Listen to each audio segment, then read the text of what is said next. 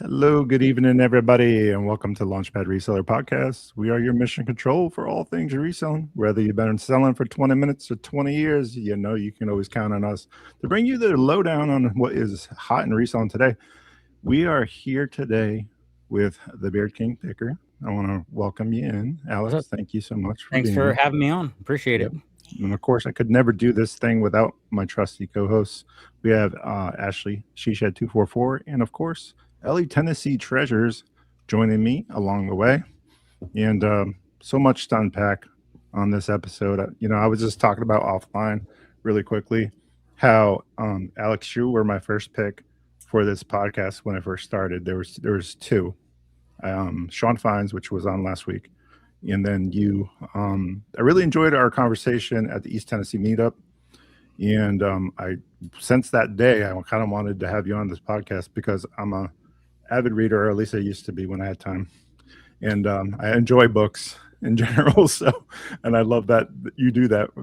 But we'll get there in just a second. So, before we get started, I'm gonna throw you a Uno Reverso. Okay, here we go because it's my podcast.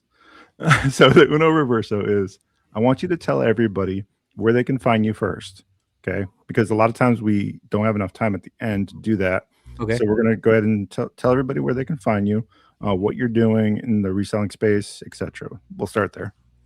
It's Beard King Picker on Instagram, YouTube, TikTok. I mean, everything is Beard King Picker, and that's just reselling content. And then Book Dust Media is where I do book reviews. Me and my wife do book reviews, and you can also find Book Dust Media on Instagram and TikTok and YouTube.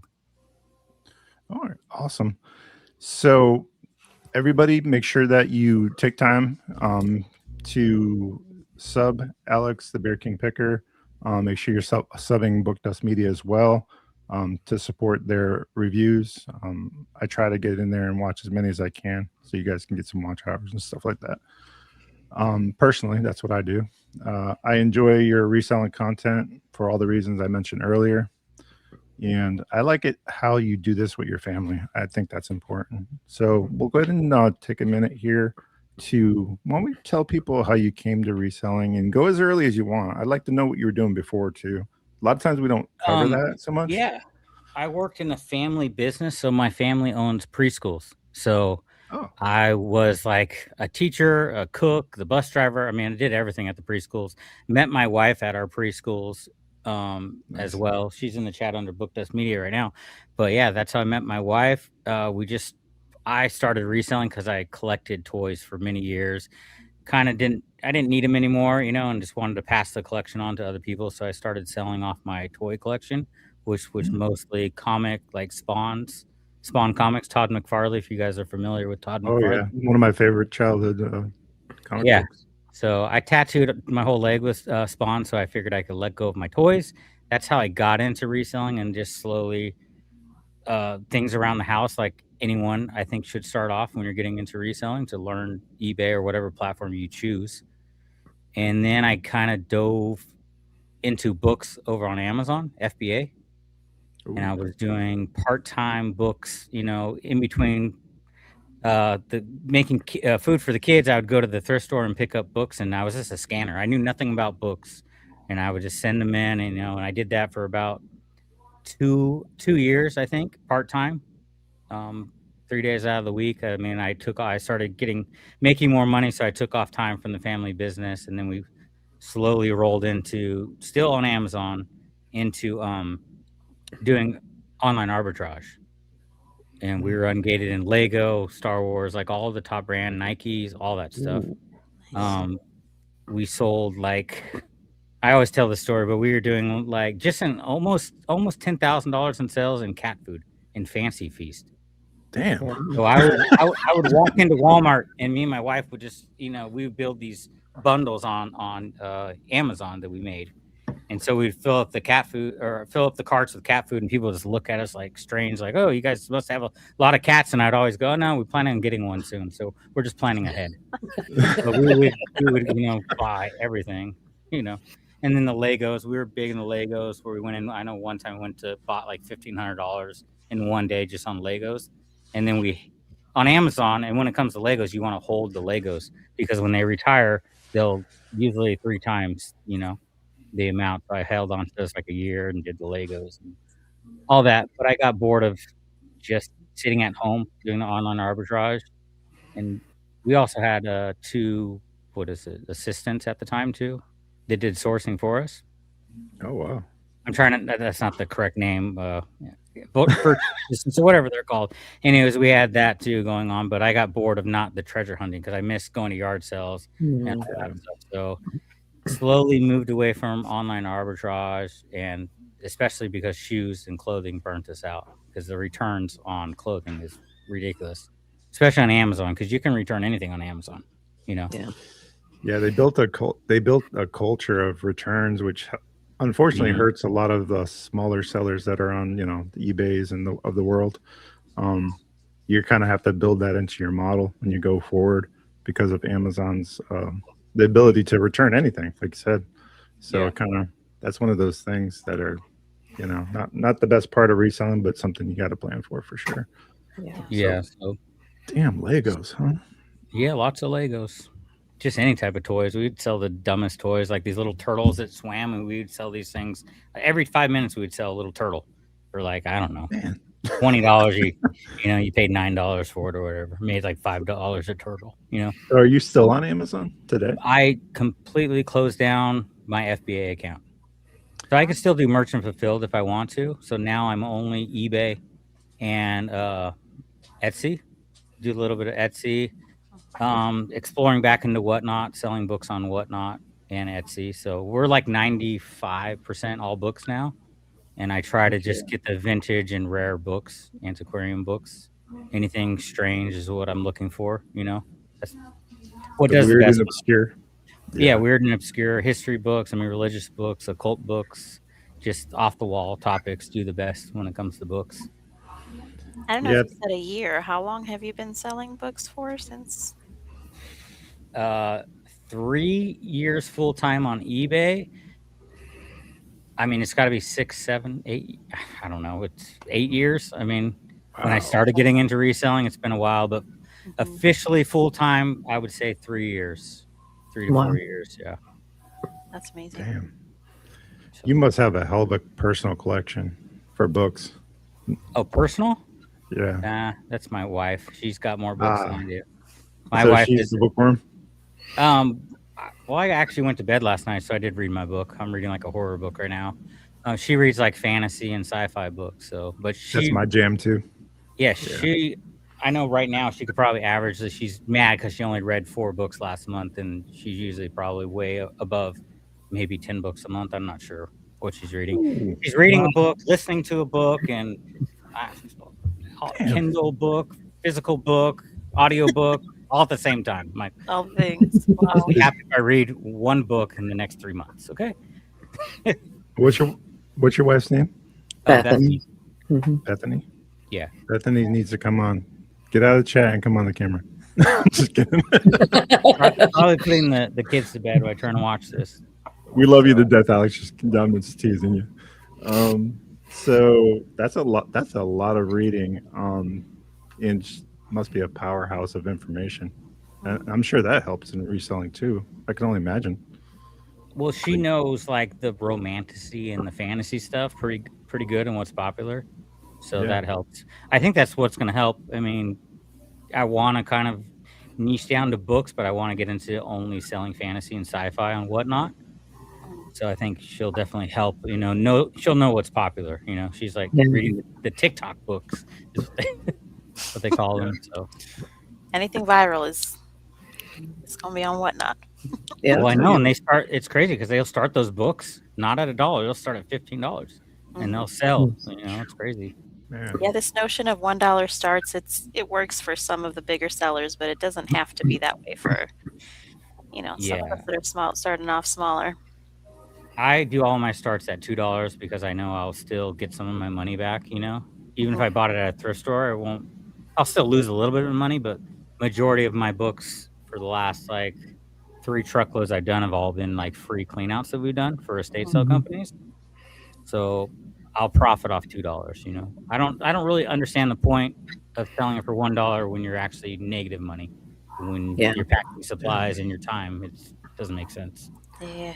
Yeah. Yeah, whatnot It, is a bit of a time grind. It really is. It yeah. You have to pay a lot into it. It's one of those things you can pay to win. Don't get me wrong. You could do dollar starts and get your 1,000 and unlock all that stuff, right? Hmm. And kind of do that, but at what cost, right? So there, if you're okay with paying to win to get unlocked. When I say unlocked, I mean like 1,000 sales, you get instant payouts, stuff like that. Is one of the benefits. So as long as you mark it as shipped, you get paid, right? Yeah, but Um, wouldn't you want to hit that 1,000 where you're profiting too, though, as well, not exactly. in a Yeah, negative? exactly. Right. That's my Yeah. was my next point.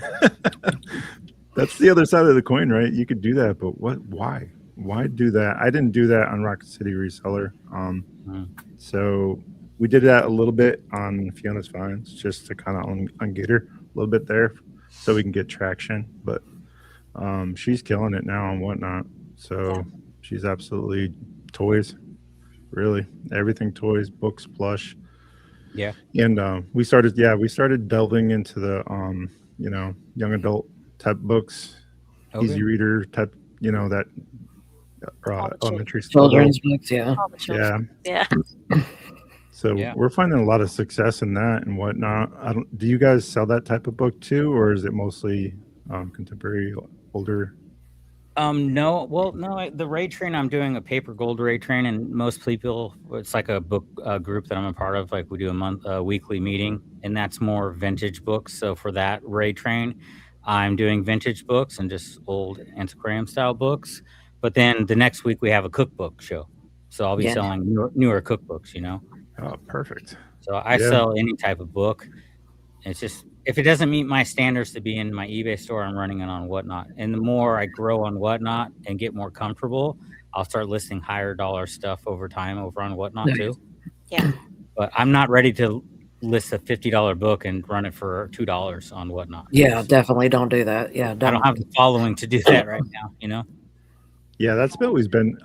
I think I'm at 8,100 sold, and that's always been my like bone of contention. Like I know that I can get $45 for a plush on, let's say, Etsy, for example, Yeah. and it. I don't know what it is. I just can't get past. I had the following to do it, I think, but I just can't get past my mindset to run that stuff lower in hopes that it gets bid up. I don't see the bidding Yeah. wars as much as I would like. Um, And I'll that was say hard. though, even in, and this kind of goes both ways, right? But even in some of the bigger shows that I've seen in our category, at least, that are getting bidding wars and bid up, things like that, I'm not seeing the same dollar amount that you could get still on eBay. It's going for like less than half still. Mm.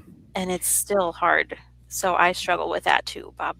Like, Well, just I'm the, seeing books going over eBay prices. I know guys that will sell $100 books and they'll start at $1. And they'll wow. get sometimes, not all the time, but sometimes. So I'm comping everything when I'm Mhm. on Whatnot, and they're selling for over eBay prices, which seems what's happening in the book category right now. Yeah, I guess I've seen that in other categories too. People complain, why are you guys bidding in here? This is higher than you could get it at the store. So I've seen it go both ways for sure. Mm-hmm. I think it's. I think it also goes back to like with the books is if you're looking for a specific one, how especially older books as well as the vintage, how often are you going to come across that? You're not.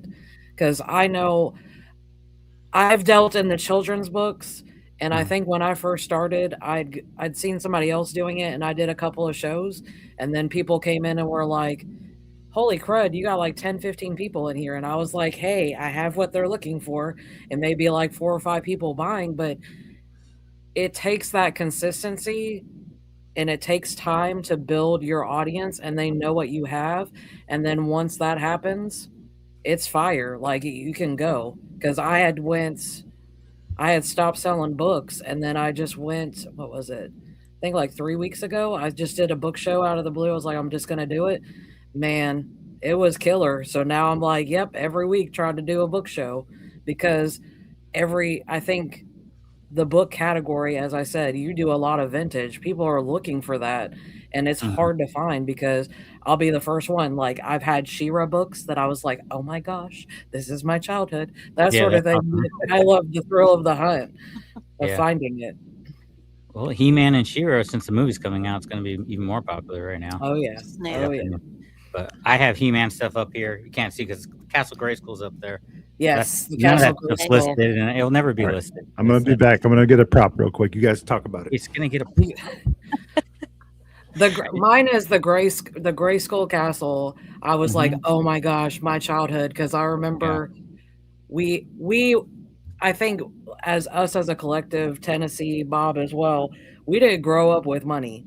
So we didn't have all the cool stuff. Like we went to yard sales and we got like the Star Wars Walker, we got the He-Man stuff and all that. We didn't have it new. Oh my gosh. Is that a Thundercat or no? Bob is holding. Oh, Go It's for it.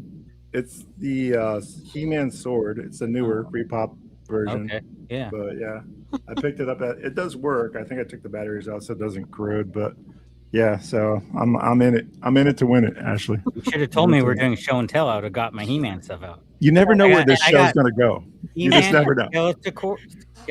oh my god, I can't speak right now. It's like Rock'em Sock'em. He-Man. Ah, Oh That's wow. cool. Very rare because I've never seen it anywhere. Mm-hmm. damn, rockin' something He-Man. That's freaking fantastic. Has two of the best things in the world. I All can in grab one. it if you want to. If you want to see it, I'll grab it. I mean, we could go there. You've said so much stuff that I mean, man, let's go back to you. Let's rewind for a second and go back to the fact that you're doing estate cleanouts, getting stuff for your time, right, and your gas money. Basically, when it comes down to it, right? Yeah, we've done buyouts too. Like I'll go and I'll pitch that I'll do a big buyout if it's a rare collection, But if the state, here's the thing: books are heavy. No one wants to deal with Yeah. books. People just want them gone.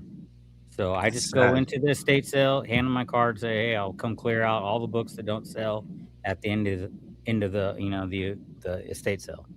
That's genius, though. The fact that you put yourself out there and you were, intentional in that regard, and that you're making connections to be able to do that as a Mhm. workflow. Yeah, That's how you do it, folks. Right there. I don't care what category you're in. Put yourself out there. The worst that they're going to say is no. Yeah. So yeah. kudos Just to you and your family for doing that, man. I do it as well when I go to yard sales. I have my business card, and me going yard selling this year, I don't really need more books at this point. I still have enough stuff in my house to list, but I'm just going out there to make connections. So we met like a couple of people that do flea markets, and they come across books all the time because they're doing storage lockers, right? They probably don't want to deal with those books in the storage lockers. So hopefully we'll make a connection there and get a call. I've also talked to a junk removal company before. They get them. They have to pay money to the dump, and books are heavy, so they're paying a lot of money to get rid of that stuff. So you can reach out to junk removal companies as well. Mhm. Wow. Yeah. That's all the secrets I'm giving away now, guys. I'm taking Write 'em notes. down. Well, that's enough, right?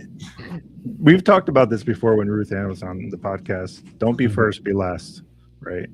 So that's a strategy for yard sales and garage sales and things like that. So that way, when it is time to clean up, like you said, books are heavy.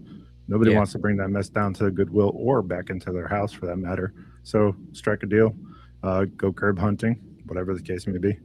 Yeah. You never know what you're going to find for sure. I can only imagine the things that are coming out of that type of flow, though, for vintage. It's getting harder and harder, and I think you're going to see more of this as technology grows. The written word, I'm always worried and concerned about how things digitally can be changed or remastered, and that there's value in the written word because our history is in there, right? And you can Yeah. rewrite history if you're not careful. So when I think of the Bible, for example, as that type of thought process evolves, how much so could that potentially impact us as a culture and a society? That is just crazy to think about. That we're almost to the point where we could pretty much call out the art of reading and writing for what it essentially was meant to be. Mhm. And there's power in that. So Yeah. that's a Yeah, tough one to unpack. I did a post today. It was just a short where I bought a encyclopedia set, right? At a yard sale. I paid $10, sold it for $100. I didn't say that I sold it because it was just me picking it up. And then there are comments like, "Who's buying encyclopedia sets?" I'm like, there's lots of people that appreciate all that stuff and the vintage books, but maybe they don't trust AI and the stuff that's coming out now. Grain of salt with that stuff, man. Yeah, I think It's it'll not only get more popular. You got to Yeah. remember where that's coming from. Is it really the source of truth? What makes that authoritative? I'm a software engineer, if you didn't know, Alex. So I deal with that large language model stuff and predictive analysis and all the other stuff that comes with that. That's currently my day-to-day life. So I work in governance particularly. So I'm trying to put guardrails in place, keep the human in the loop, all the things, right? Awesome. Yeah. So that's my jam, and I do that for the government. So I'm trying to make sure that we put those types of things in place because I know the importance of why that should be. And I think a lot of people are forgetting that that's potentially could be the case if we're not careful. Yeah. So, What's your opinion then when it comes to AI and reselling? I mean, do you utilize it at all for your business? I do. I am part-time, which makes me the perfect culprit, or I guess I'm not without guilt in that regard because I have to use it to lever time. Time is my most finite resource. I don't give it to everybody, and if I do give it to you, be grateful because there's not much of it to go around. That's kind of how I'm looking at time now as I get older. So I'm using AI to leverage things that are repetitive in scope, mostly. When I think of a creative idea, because I'm trying to monetize across all the different platforms, I think about I have a very creative mind. I'm an artist and other things, so I try to come to it from a different angle. I try to build branding into my creative nature and stuff like that. You'll see it with my Cosmo posts. We picked a mascot, allowed social media to pick the name for the mascot, rebranded through the mascot, all the things, because most lovable brands are built off that, right? So use history as your lesson and your guidepost for that type of thing. So when you're creating creative content, and I'm not just spewing out AI results, I'm using AI to write it because it takes away the time for it, but the actual thought and the prompting that's involved is more so creative of my own idea than just using the large language model to make me not look like an idiot. You said the Cosmos? Is that what you just said? The Cosmos? His name is Cosmo. I just thought of Brandon Sanderson, the Cosmos. I'm like, what? I mean, yeah. Well, Brandon Sanderson, I'm a Robert Jordan fan. So when he passed and I heard that he was sick, man, absolutely ruined my expectations. Now, I mean, obviously you care about the person and their health and all that stuff, but just like that was like one of those moments for me in my life that just, the world stood still. I'm from a time and place where there was no internet, so for me, reading was one of those things that unlocked the world of possibilities in regards to imagination, all the other stuff that you don't find too often anymore. You still find it; it's just not as commonplace. So for me, that was a moment in time where I was just like, it's like the one guy that I would always consistently go to read, and here we are. It's too bad what happened, but his wife carried on and was able to get Brandon to finish up things and kind of tie a bow on it. I think he did an okay job. I don't know. Some people have mixed feelings about, and we're talking about, if you guys don't know, the Wheel of Time series by Robert Jordan, which is not that's his pen name. That's not his actual name. For those that don't know, I forget his series. I don't think I've heard of it. Wheel of Time. It's only a few books. Okay. Yeah, I'm not a they're big only like this thick. It's, for the folks at Book Dust Media, that's nothing. They're not light reading. Hey, he might have to finish some other series though if the other authors don't, pick up. Yeah, I just series. From that point, I actually lost my interest in reading. Really? Yeah, it was that much for me. I know that sounds ridiculous, but all breaks on that, and I started delving into career more, and then reselling through foster care is how we started reselling. So Okay. we were doing that to offset cost of foster care because Lord knows the state doesn't give you enough to take care of those children. So we were actually doing that, and then it kind of spiraled from there. So Wow. yeah, then once you start doing foster care and start doing your work and then reselling, and then you start doing social media, where do you find time to read 10 books? Yeah, Bethany, where do you find time? You should Yeah. resell more. Yeah. Well, if she, Down here, I'm Whoa. down here and listening. She's like, I'll see you in Valhalla before I give up my In books. Valhalla. Yikes. No, Yeah. I've never been big on reading myself. I think I can Well, count on one hand the amount of books that I've read, but audiobooks though. is it reading? Mm-mm. I don't think It's cheating. I will say that. What reading did for me as a child. First of all, I was given C.S. Lewis, The Lion, the Witch, and the Wardrobe, when I was probably maybe Love that movie. 8 years old. And you love that movie? That was a book series.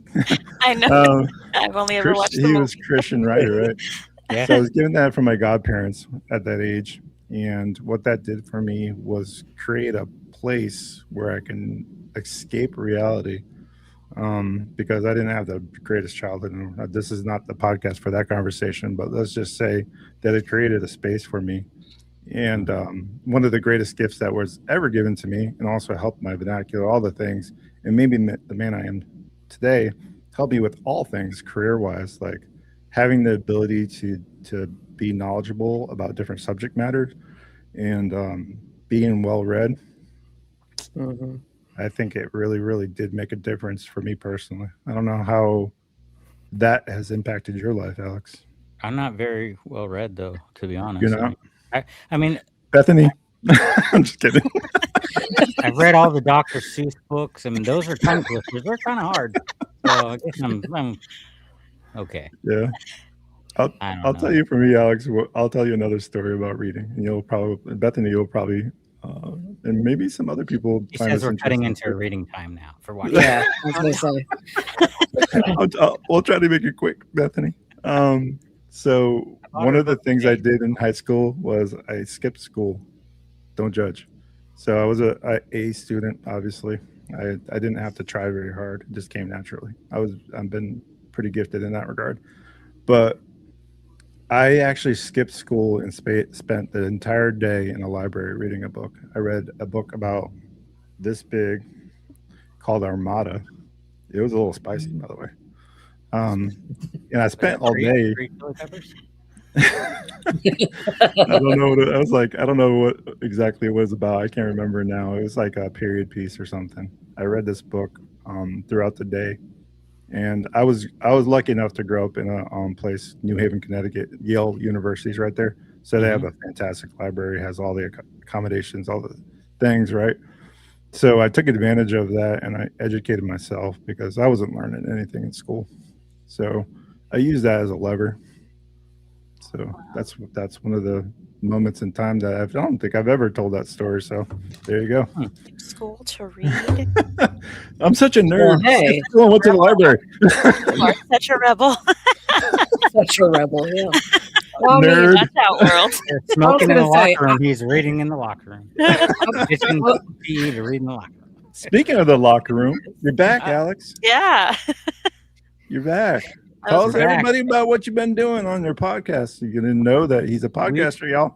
Yeah, Reseller Locker Room Podcast. I don't know. It's been like 2 years, 3 years since I've been on that show. We took a little hiatus, right? Personal, because life happens. We had to take some time off. We came back with Archie Biscuit Butt, and we're Exciting. we're recording tomorrow night. It'll be out on Thursday, at 9 a.m. So we're coming back, but we're not taking it like as serious. Not that we're never been serious, but we're not doing it weekly. We're just kind of going with the flow. Like if we miss an episode, it's not a big deal, right? So we're just kind of bi-weekly at this point right now. But maybe I think we'll probably get back and recording a little more and start having guests back on. So I know we've been talking to a few people. Yeah. So that's kind of how we grew the locker room, was by always interviewing people and trying to get the biggest names in reselling to come on the show.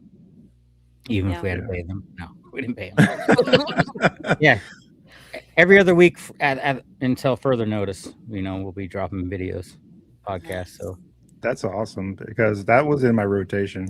Just so you guys know, I was a fan and I was watching along, and I was just like, "Where are these guys, man? What the heck? You're breaking up my rotation." who's your favorite ex member of the locker room? Archie, I'm glad he's back. Yeah, me too. Yeah. Yeah. I was going to Had say it- Alex, but I was going to be like, people are going to think I'm just like No, I'm tooting an your horn or ex something. member. So Archie was an ex member. Oh, yeah, that's true. You've always been there. I've only missed one episode. I stepped away for personal reasons. They recorded Right. one episode and then they just fell off without me. And I'm like, "Were you guys done?" So I had You to were the come back. glue. You were Yeah, the I had to glue. come back. Ben didn't want to do it without me. Yeah. Oh, Ben.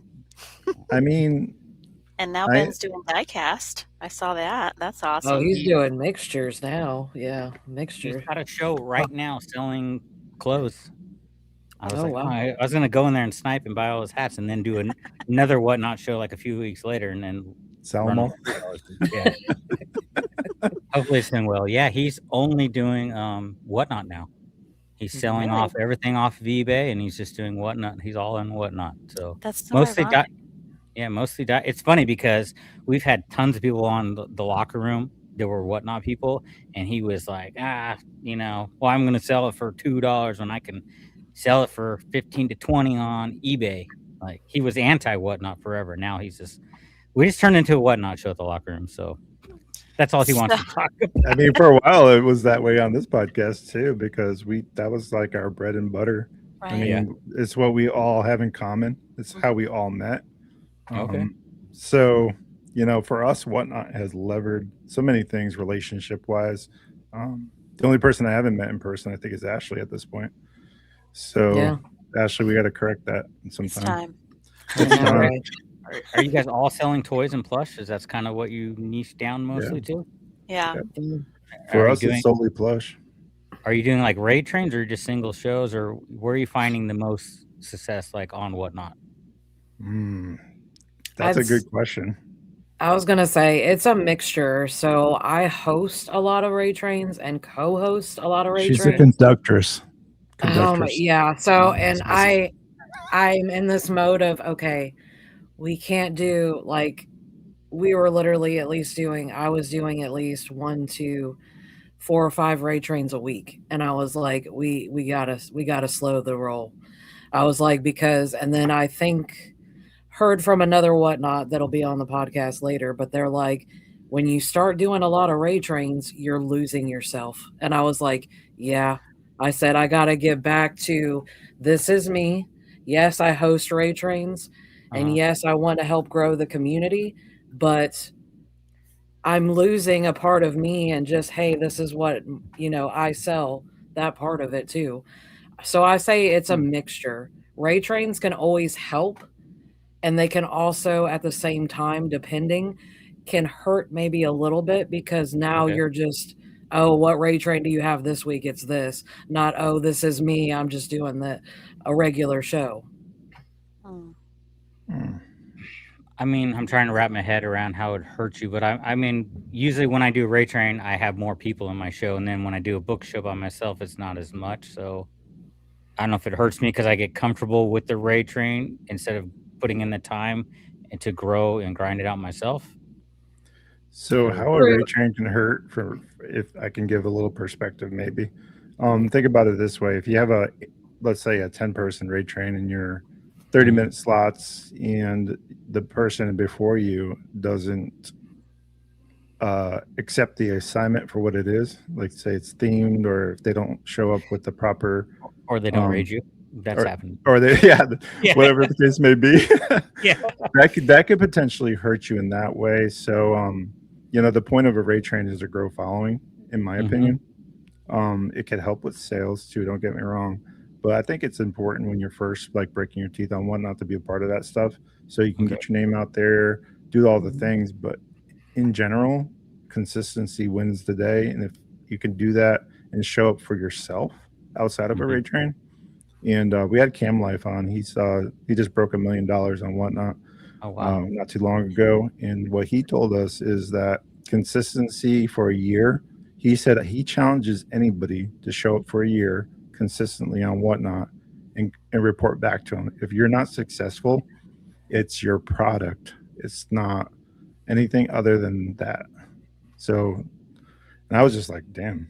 Like I how mean, many? So how many shows consist? Can I just do one show every year? And I mean, I think it or a takes a week. little bit more than Right that. now, I'm only doing one show A week. a week, and I don't know if that's enough to really grow a following. If I need to be more in the 2 to 3 to really grow. You need I to be, think in my opinion, 3 Okay. I at would least. say find what works for you. And that's what I'm gonna because I think we all have kind of talked about when we first started. I wasn't selling toys.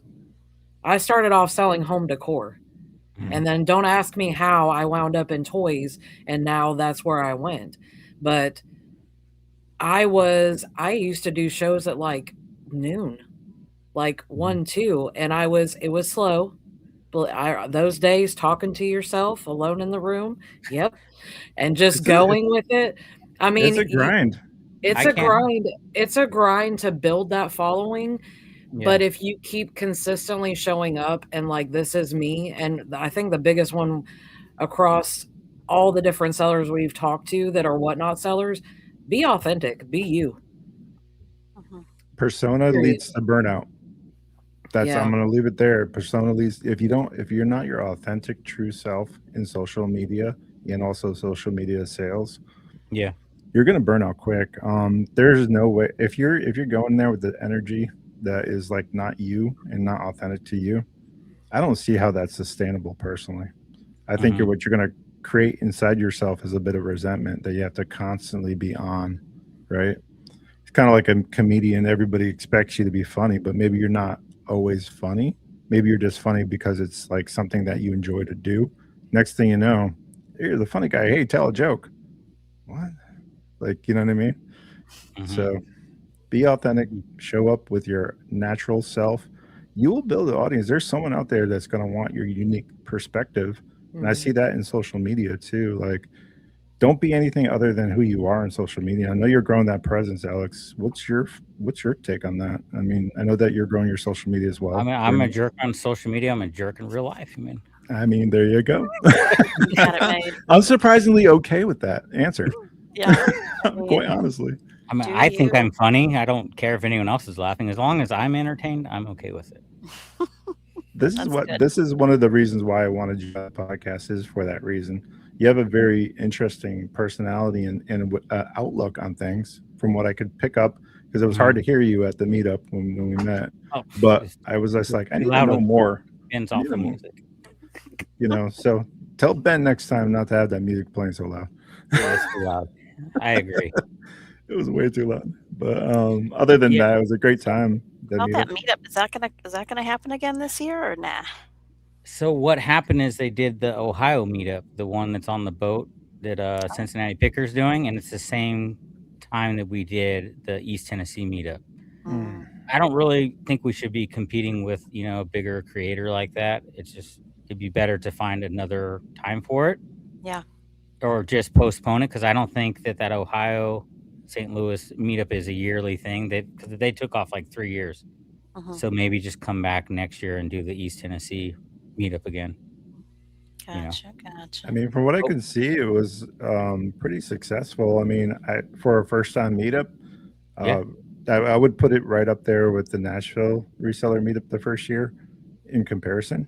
I don't think it was any less in regards to people wise. Maybe the first year. Yeah, I know you were we there had both years, right? yeah, we had about Okay, 100, and then the that first sounds right. Nashville was around 100 too, I think. But Yeah, I don't know what's going on with the Nashville meetup because I haven't heard anything. And yeah, I would just do the Nashville meetup if Ray's not going to do it. I just figured the locker room take over the Nashville because it's just yeah. such a good spot to have a meetup. So many people want to come to Nashville. I will say that, Ray, if you're listening to this, feel free to reach out to any of us, really, because we're all within your backyard and here to Hmm. support you in that regard. So if there's something going on that you need help with, know that the community got you.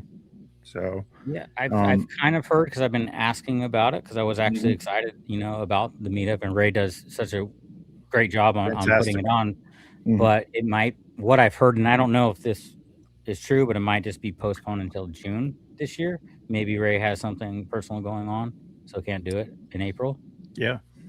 So hopefully, I just I haven't would say heard him announce it on his show yet. if I were to give one bit of advice to Ray, and he didn't ask for it and it's unsolicited, but I would take it to committee and allow him to be the chair of it and allow the community to support him and uplift him with that process. So that way he doesn't have to bear the burden of it.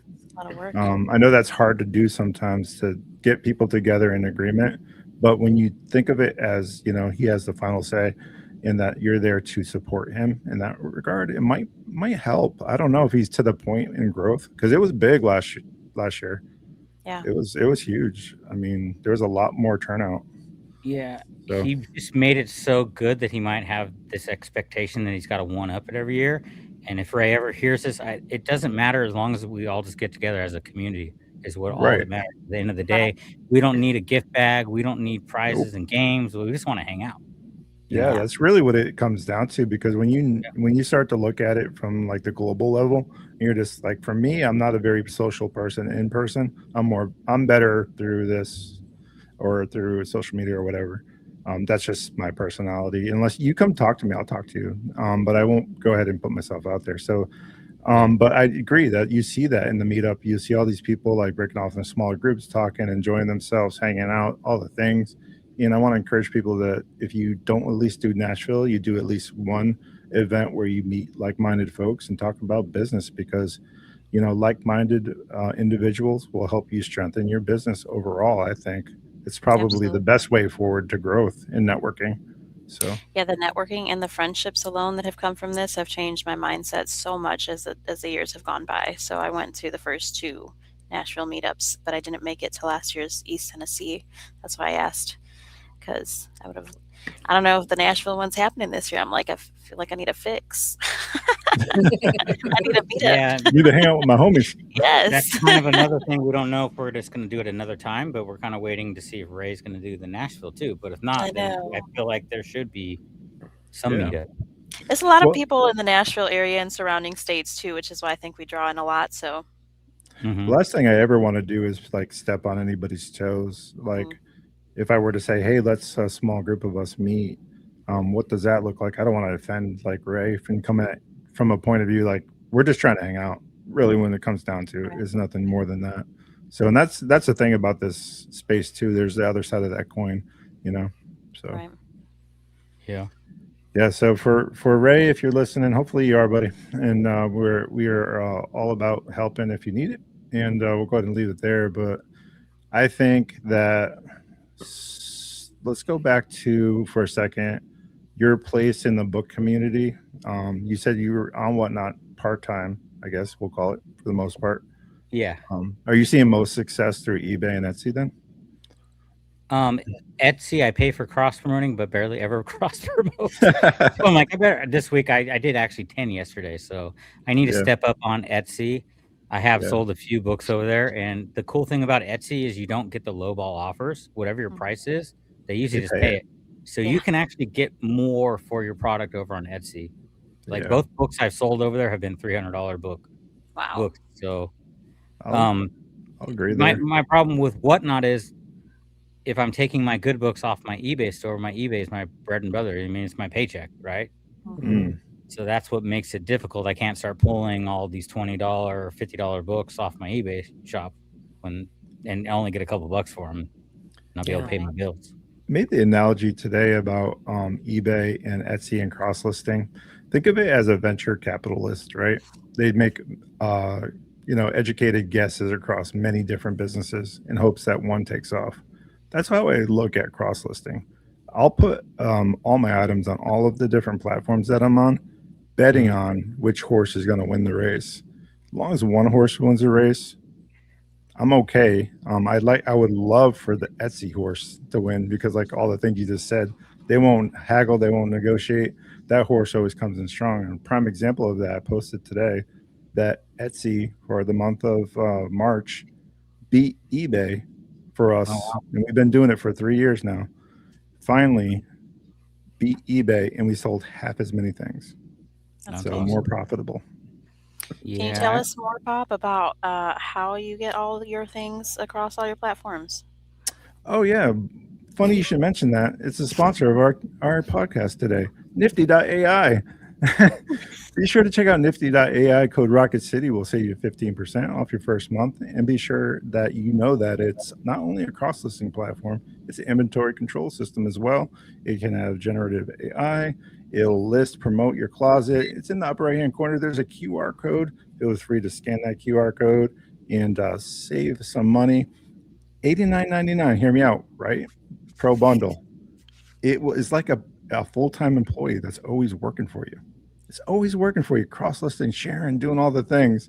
And I will tell you, the first 12 days of the month of January paid for 4 months for us in regards to making sales. So Nifty.ai already paid for itself for the year for us personally. And I hope that you have that same experience and appreciate that commercial break. All right, Also, back don't to the forget to podcast. What are the you free. using? That's not my sponsor, so I can't. No, I what's use what are you using?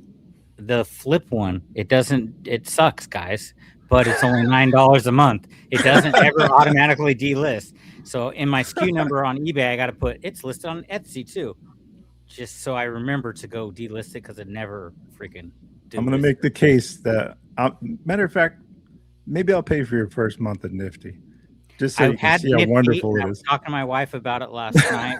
I just couldn't I don't need the posh sharing and all that, so I don't Yeah, think I right. need the AI, but it's only letting me do what 1,500 listings, and I have 4,000 books listed. So I mean, I just got to be choosy. Is it keep costing more the more you want to add to it? So bigger closets can go up to. That's why I pay $89.99. It's actually, I think, for a certain amount of. I think I want to say like 5,000 to 6,000.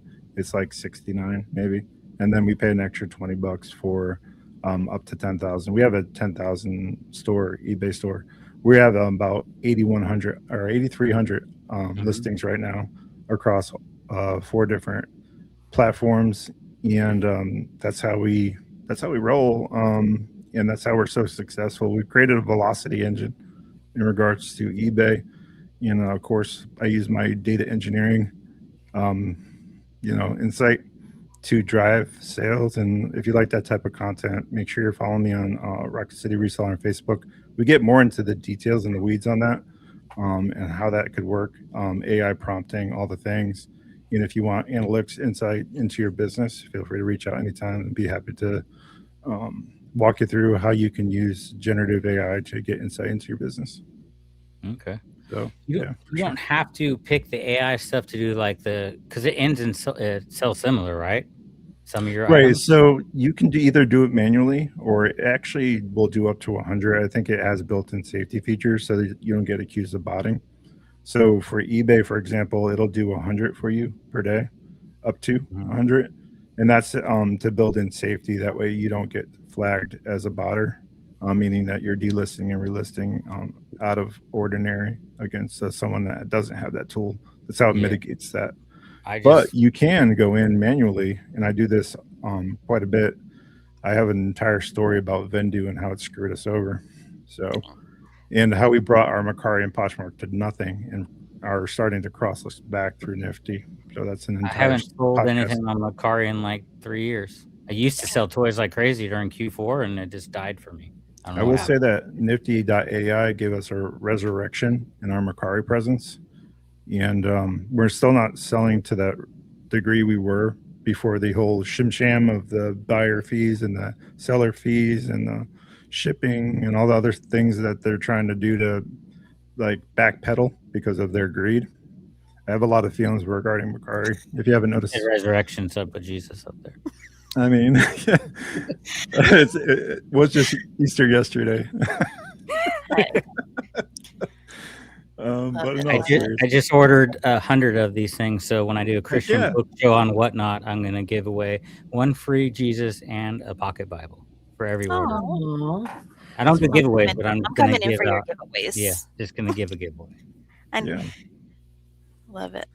So Ashley, tell us about the giveaway policies and Whatnot. Oh, God. It came up. Well, so there's an update, which now I think there was another seller that was doing a Q&A, and it was brought up because they readjusted the giveaway that they would like certain wording. Basically, it keeps Whatnot out of the mix of they are not responsible for the giveaway. It is your giveaway. It's not sponsored by Whatnot. It's basically all a lawyer typed up to keep them not accountable for it. It's very long. From another seller, and that's where I don't want to speak to it because I'm still kind of on the fence with it. But someone else was saying nothing has changed. It's just basically you can't. You're on the hook. It's not Whatnot that is promoting your giveaway, that sort of thing. I'm just kind of leery, and the only other one is because I think it's been a talk in all the community. And I think you've brought it up in your podcast too. People complaining about, I got this free item, it sucks, and it's like it was free. You didn't pay nothing. You got it for free. We The paid. nerve of some people. Yeah. So I did get a crappy free giveaway today from Paul Philly Flipper. I don't know how I won 4 football cards, Paul, but they showed up in my mail today. I'm like, I don't even remember winning this giveaway or entering. Me too. That happened to me. From Paul. I popped into the show. I don't remember winning and also got the same crappy giveaway. I was like, what the heck is this? Bookmarks. They're bookmarks for my kids right now. So. Okay. But as far as the giveaway thing, it's just sweepstakes laws, and they're really just trying to cover their butts. So you're supposed to say something like, have to be 18 years old. You can fill out a form. You don't have to enter. You can fill out a form to be entered in the giveaway. Blah blah blah. Bologna sandwich. It's like how I like to cover the lawyer thing. Seen the sweepstakes where they talk super fast and tell all the rules like that. That's what we're supposed to like. Like the old cell phone days. Bob had a baby as a boy. To even do giveaways though, is it necessary? I mean, I don't even do them. I'm going to give a giveaway just as a buyer appreciation, and not even do a buyer appreciation. It's just going in every sale. Yeah, and that's mine is they're across the board. If you do a followers giveaway, it helps with getting followers, which is part of the reason why I did it as well. Like, hey, it's free. Just follow. You can unfollow me later, however it works. And then like the buyer's giveaway, the only other call out I want to say about the giveaway rule is you have to specify what it is. So you have to, I think the other one was monetarily wise, how much it is and what exactly it is. So the days of, oh yeah, I'm just going to throw something in your box. Well, that's because people were doing a bait and switch. They would do a buyer's giveaway for a $25 gift card. And if a form filler won, they would just send like a sticker or something, and they wouldn't send that $25 gift card. So therein lies, somebody's like, oh yeah, I won $25. They get this sticker and they're like, what the crap? So yeah, that's pretty ugly. There was recently a social media post, I guess not recently, but where there was a hot take. Someone said, nobody wants your stupid sticker or something to that regard. Do you recall the Whatnot community just roasting this individual? I'm going to make a new sticker just for Whatnot. It's going to say my stupid sticker. And this young lady just made a hot take, like nobody wants your sticker, blah blah blah. It came across as like entitled and like she was better than everybody. I'm not going to shame her publicly. I mean, I think the community took care of it. If you know, honestly. But I mean, there's that side of the house too, where there's like, if you don't give anything of perceived value, it's not about that. It's about acknowledging someone being in your show, appreciating their presence, and giving to them something freely, not just your time, right? And stickers ain't free. True. Yeah. Well, I mean, yeah, that's true too. I love collecting a good sticker. It's the kid in me, maybe. There's a lot of uptick in like the sticker collecting. Hell yeah. I got one of those. So like people are getting back into sticker books and putting their stickers in there and collecting and things like that. So I think that's cool. Yeah, it goes back to the root. Awesome. I think so too. And I think you should give away what you want to give away in your show. It's your show. Yeah. And who gives a about someone's hot take? Honestly, when it really comes down to it. So Alex, this is the time of the show, man. I don't know if you've been tracking us, but this is the time of the show where we kind of do this thing, right? we say, Beard King Picker, who would you like to see on Launchpad Reseller Podcast? Here we go. Bethany from Booked Us Media. There it is. What about her earlier? I know you asked that, and now I've thrown her the bus. I don't know if she's. I mean, she's a reseller, but she's only part time because she has a job and then she works with me 3 days out of the week as well. But she's been working with me since the cat food hustle days of Amazon, so she actually knows a lot about reselling. But if she doesn't want to come on, I would Rocky Top Picker or Biscuit Boat would be a great people to have on. Rocky Top needs some help in the whatnots, so you'd so Rocky Top for being on here. Rocky Top Picker Ben, you've been called out on Launchpad Reseller Podcast. What say you? We'll leave it there because I think you're right. Ben needs some help with whatnot, and this is what this channel was built for, and this podcast is to uplift people that are just getting started, even if they've been selling for forever, right? To get them on the launch pad, get them situated and to a point in front of people and kind of spread the word about what they're doing next. So speaking of what is coming next, what's coming next for the Beard King?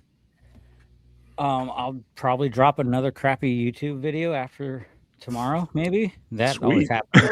I'm pretty consistent with crappy videos. Shoot, I need to take that perspective.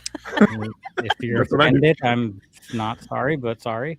I think the next one is pretty bad. But anyway, I just say what I want. It doesn't matter if people want to watch it, whatever. Yeah. But we have April 11th Paper Gold Ray Train. I'm going on at 9 p.m. That is the caboose. Yeah, Central Standard Time, I believe. And then April 19th, 5 p.m. Central Standard Time. I'm doing a cookbook show. I don't know if cookbooks sell on whatnot at all. Most of them I've seen, they usually don't, but I don't know. I'm just going to make sure I'm eating or have eaten before I run a whole bunch of cookbooks because it's going to make me hungry staring at all these good recipes. Yeah. I would name the show Watch Me Cook. I'm just saying. Yeah. You're welcome. And then I don't know.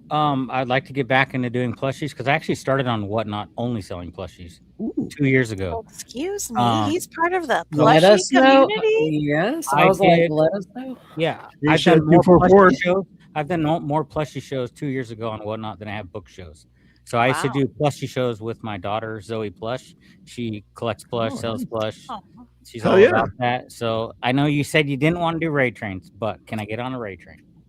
Yes, absolutely. I was gonna say I need to get rid of them. I'm following you. All right. Just I'll message you like, hey, this is what we have upcoming, that sort of thing. Yeah. What Absolutely. about the Once Upon a Plush Ray Train, Ash? You got children's books? Children's book with a plush as a bundle. That was completely Bob and Amanda's idea to pair a children's book with a plush. Okay. And sell it. You get a little reading buddy with your book, and it's to encourage childhood reading, and that's important. You want to read to your children. We have thousands of children's books. My wife probably won't let me sell any of them, but I have them. But most all my plush shows, I just go upstairs when the kids are sleeping, and I take a plush. You can't even see the floor of my kids' room. It's just plush everywhere. I believe it. I have whole bed. Both my kids just love plushies. So I can't really source plush anymore because they just steal them from me. I don't necessarily sell on Whatnot anymore, but if I did, you'd definitely be welcome. But I'm sure Ashley can fit you into the schedule. Oh yeah, we'd love to see your daughter come on too. People love it when kids sell. I mean, it builds in the that core work ethic. I think. Oh yeah, for sure. She liked it when we did it. We just kind of, I took a step back from doing Whatnot, but we still have tons of plushies. Heck yeah, that's all we The mountain only grows ever. Yeah. We have a plushie army that we that's what I call it when I do my corny YouTube videos. I call it my plushie army, 8,300 strong. That's crazy. Yeah.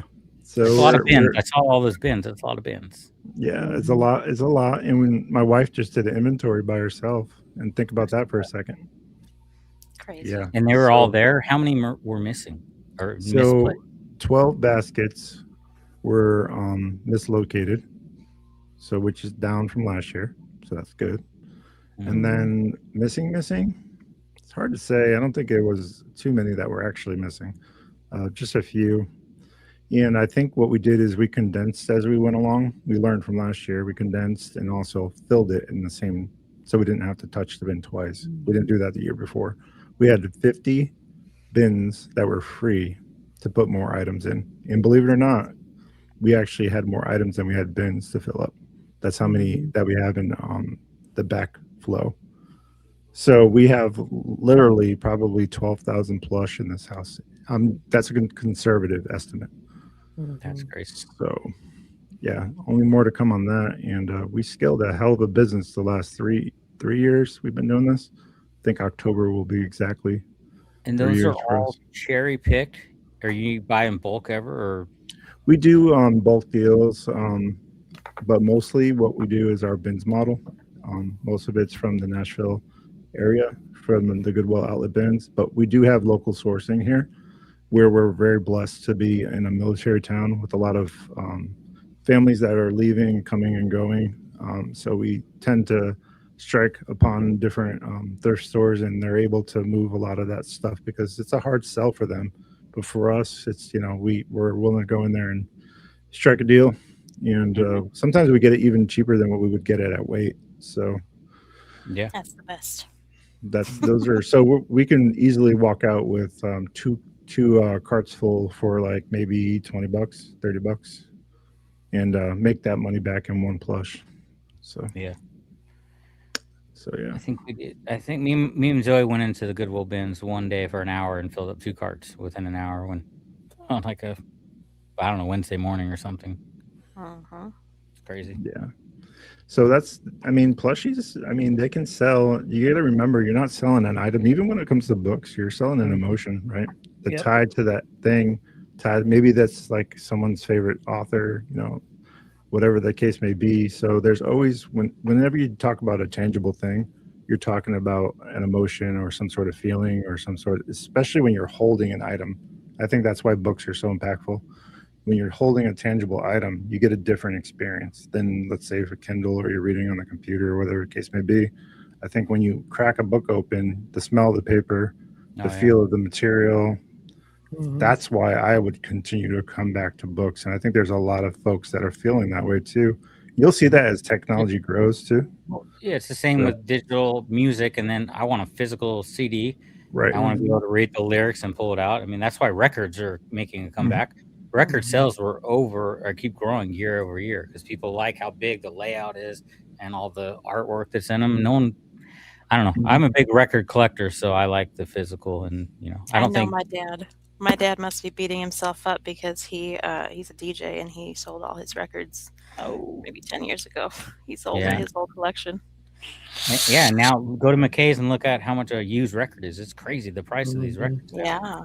Man, he had enough to open up a little record store himself because he's been a DJ since records were still. I found a Four Non Blondes record at the bins. I'm not a record person. I mean, I have a few records in my collection. I do, but most of it's old Motown stuff because that's what I listened to when I was a kid. Yeah. But I found this record and I was just like, I comped it just to see what what the price of it was. Apparently $30 for this thing. Dang. I was just like, wow. This is like really surprised me. I did give it to someone there that's that type of seller. But I was just surprised by that. And I don't know why I was so surprised, quite honestly, like we were just talking about. I can see the value in the tangible. You'll see that as technology grows too. You'll see a resurgence of people wanting to like camp, do things that are more intentional, like physical, because you're going to separate yourself if you're not careful from that type of thing. So I think you're going to see that type of thing continue to grow. So if you think that media is dying, I think it's going to make a comeback personally. Yeah. All that stuff. I've been buying every CD I find I buy now. I'm stockpiling them. And years ago, because what we used to have in the car, you have the big cases you put all your CDs in. I don't know, 20 years ago, I threw away every case. Oh, no. I still have like the insert, so I don't know if there's a market on eBay for just the CD. When I go to the bins, if I find the jewel cases, I've been buying all the blank jewel cases. So hopefully I can still make some money off those. Yeah. Mhm. I honestly think it's going to be one of those things that comes back around. Mhm. A lot of that stuff was mass produced. Some are more valuable than others, obviously. Time will tell the tale, I think. Yeah, Um, most so music, like when it comes to vinyl, is very obscure, rare stuff because I grew up in playing in bands and I played in punk and metal bands growing up. hell yeah, So we would trade records at all the shows. So I have so many punk albums of like the pressings are like 100, maybe only 100 of these records ever came out. Mhm. Yeah. So very obscure stuff. yeah. Wow. Flip the World Texas was on We Don't Give a Flip, and Mhm. he actually had the same experience, and it's kind of funny. Both are the bearded ones, but Yeah, and he plays in metal bands, and yeah, we've talked a lot of music. Me and him talked back yeah, and forth about music and stuff, and we listen to the same stuff. So yeah. So I Wow. was just gonna say, you guys have that in common for sure. Sounds like you're already good friends, and I think that finding people that enjoy some of the similar hobbies as you too is just as important as reselling, because you can build Mhm. relationships in that way too. They know that you like a certain thing.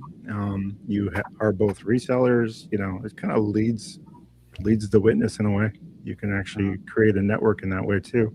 So it's not Mhm. just about reselling. It has implications across your entire life. You can actually lever a lot of things to become a really well-rounded reseller, in my opinion. Mhm. So, yeah. so this is usually the time of the show where we open it up for questions. So we're going to do that now. So if you're in the chat and you have a question, also I'm going to allow myself to stop talking so the team can ask you questions if they have any. So, My question is, what's your favorite books to find? I ooh. know you're not an avid reader, but what's your favorite? Is it, and then with kind of a sub question, is it because of the monetary value you can get for it or just the sentimental value? So my favorite books to find aren't worth anything, and they're vintage 70s sci-fi books because I appreciate the artwork. I just Oh, think they're awesome. So yeah, I went to, if you guys are aware of McKay's, I took 3 boxes of McKay's of all biographies today and took the store credit just to buy as many sci-fi and fantasy books that I can Wow. for awesome. running them on Whatnot. But I just appreciate the art. There's not that type of artwork on books anymore. So Yeah. Absolutely. Yeah. those are my favorite kind of books to find. I always get excited over that, and they're really not worth much. They're like worth $9 to $6. Every once in a while, if you find a first edition, like I found Halloween 2 went for $100. So there is value in some of them, but they're for the most part they're not worth anything. Other than that, my favorite books to find are very expensive books. This book right here I got See if I can from make it bigger. Hang on a second. yeah. This is the Ticker magazine. So this is about the stock market. This is from 1909, and I Oh, just wow. listed this book for $2,000. Oh, wow. Dang. Of course, that's my favorite type of book. Of Okay, so course. that's my question. How do we find these type of favorite books? So that's my favorite type of book. You don't, because I got them all. Especially in the same area, right? He's like, step back off the No. books. He's like, back off, lady. That one was through a deal through an estate company. I gave a card out, and they called. It was a private pick where they did an estate sale in the house. They were pretty much hoarders. And I call it the bug house because there was bugs and bees and all sorts of things. I found that book in an attic in the middle of summer in Tennessee. I got attacked by hornets because they were building hornet nests on the books, some of the books, Mm. Oh my God. and that's where that book came out of. That's why it's So worth just $2,000. yeah, just for Literal handing out, blood, sweat, and tears. just for handing out a card. So That's a lot of amazing. books that came out of stuff like that. You got these are 1935 Acts of Tennessee. It's kind of blurry, but books like Oh, this wow. came out of that house. Just See, I got a whole 1935. stash of books from so my husband works in home renovations and they had to clean out an attic and we got a whole ton of books from there. We took them to McKay's, got like $300 in credit or something. Yeah. I know that, but I wasn't You're listening not at a. the time, Oh, so I Yeah, didn't take the time. There were some good Dungeons and Dragons books in there that Those probably are could have You're gone speaking for my jam. yeah. $5. I bought 2 crates of Dungeons and Dragons books for $40 at a yard sale. I sold multiple bundles for over $300. Yeah, I So probably shot Lots myself in the lots foot of with money in this. those vintage books, Warhammer books, anything like that, you wanna get. Yeah. But even at the bins, I've sold a Bible from the Goodwill bins in Nashville for $450. I found Hmm. first edition Jurassic Park signed, sold for $750. That came from the bins because the people at the bins are Amazon sellers. They're scanning the I books. have If seen it that. doesn't pop up in their headphones, it's not worth anything. So I can Mhm. still go in there after they gone through all the books and still pull profit right behind their backs all day long. Dang. And this just came from time because I've been selling books for so long because I was an Amazon seller. I knew nothing about a book, but I can, I'm pretty good. I can walk into a thrift store and pull all the profitable books without researching or scanning anything, just by my eye from doing it for so long and know what I'm looking for and what books are worth money. Yeah, know? that's a valuable skill. So, Yep. one of those skills in reselling that just are so impactful, like being that sharp and doing the research and being that intentional, that is a game changer. You don't have to pull out your phone. They won't even know you're a reseller. yeah. You know I what think that's the benefit of niching down too, because you learned that, whatever you're selling, you learn that category so well that that's all you deal with, right? Right. So you guys would probably see an old plushie that I would have no idea it's a $40 plush or $60, Right. $100 plush because I don't research every plush I see. Yeah, that My is daughter, right. last time I went to the bins, I found no good books. My daughter found 2 Pokemons. One's like a $40 Pokemon. And she found Nice. all the money that day. I'm like, Go with okay, plush. you're the winner of the day. Let's go. That's amazing. How old Yeah. how old is she? She is, man, if I get it wrong, she is 9. Okay. Oh, Okay. 10, 9, 10. That to me is the Definitely in the authoritative chat. source right Yeah. there.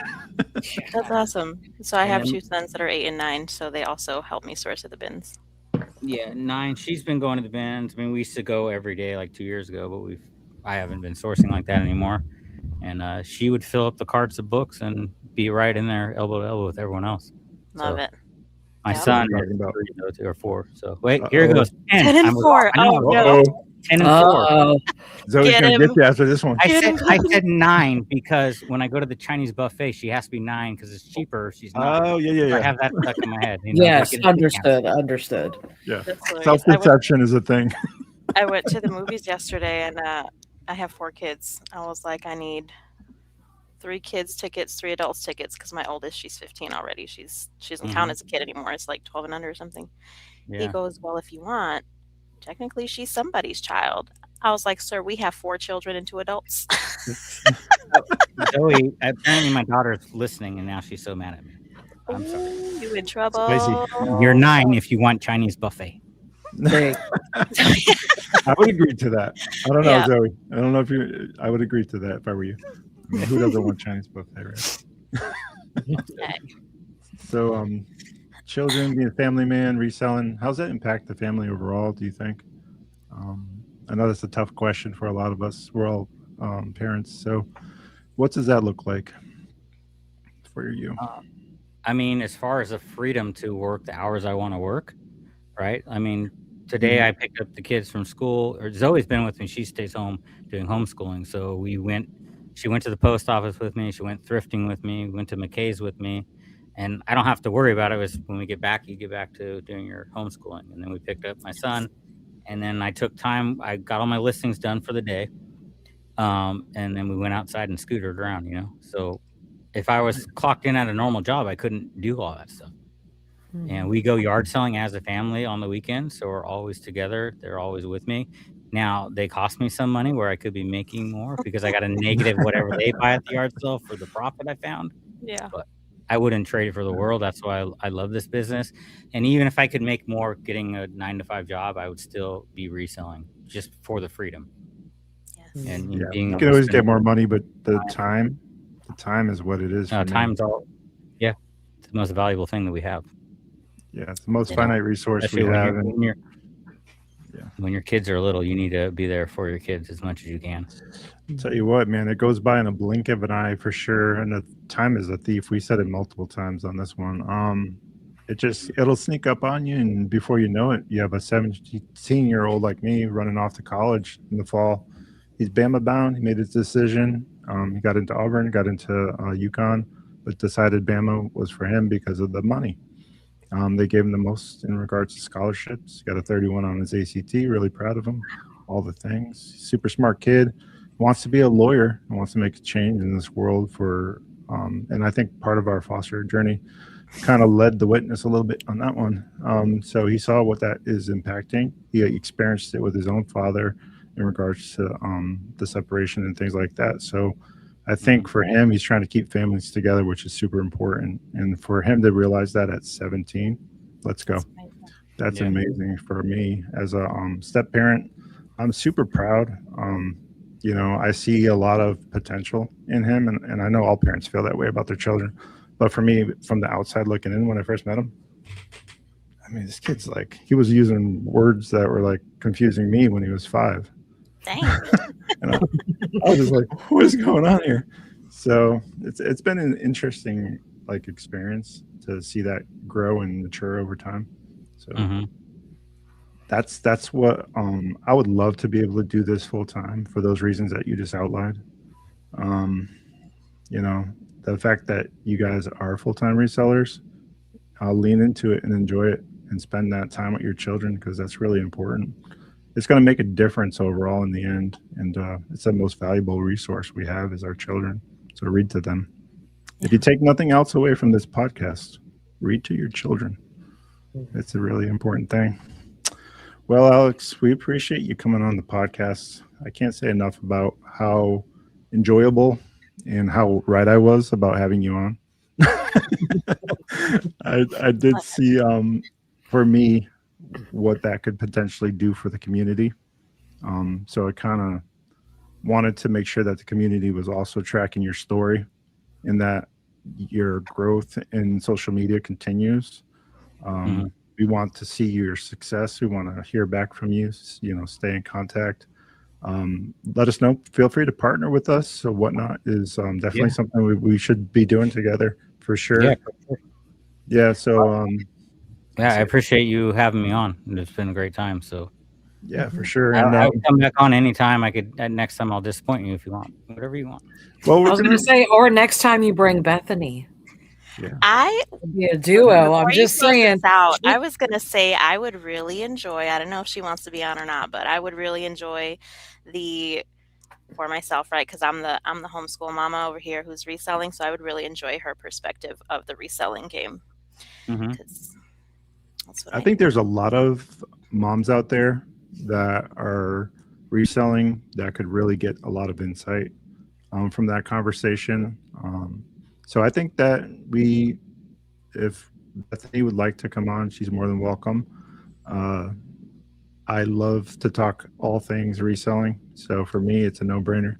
It sounds like and I've seen the Book Dust Media content where you guys are just like hashing it out. She overtook my channel too. So I was about to say, my wife is the same way. I don't know if you've watched We Don't Give a Flip podcast, but my wife was on that one and she just dominated that space. She's a very personable person in that regard too. So it's okay. I made a video and recorded by myself one day when she wasn't here, and I kicked her off my channel. She doesn't know yet because hasn't been. She knows now. Now you know what's next. Well, that's fantastic. I think it would be a great insight. Like I said, homeschooling and reselling, I think, pair really well together. Yeah, we've been doing the homeschool for a while now. I'm on the end of year 2, so okay. So now you have another resource, Ellie, and you guys are in the same space in time. Yeah, we're pretty close. Tennessee. Man, maybe someday I'll be in Tennessee too. Question mark. 5-year plan. All right. Listen, on that note, make sure that if you guys are not subscribed yet, Bob, remind me the number of people who are not subscribers. 90% of people that view this channel and view this podcast are not sub to the channel. Can you believe that? Yeah, please give us a like on this video. Please subscribe and leave some comments. What the hell is going on, folks? and don't forget to subscribe to Beard King Picker as well as. That goes without saying. I said in the beginning. You better have listened. Leave me hate comments. I love them. Yeah. Reseller Locker Room Podcast. Make sure you are following. Archie's back in town, and the new season is kicked off. And you guys really need that in your life because there's a wealth of reselling knowledge coming out of there, as always. And make sure, like we said, follow Book Dust Media. Make sure you're following Alex the Beard King Picker, and all across all socials. And yeah, let's be a community in practice. That's what I'm all about in 2026. Let's grow together. And Rocky Top Picker, we're looking at you, buddy. It's you're next. You'll be hearing from me. And that's how it goes. All right, guys. I want to remind you guys, if you can't be good at it. And we're going to catch you on the next one. And Alex, hang on tight 1 second. I want to talk to you about something. Yep. All right. That's it. Thank you. Bye, y'all. Bye.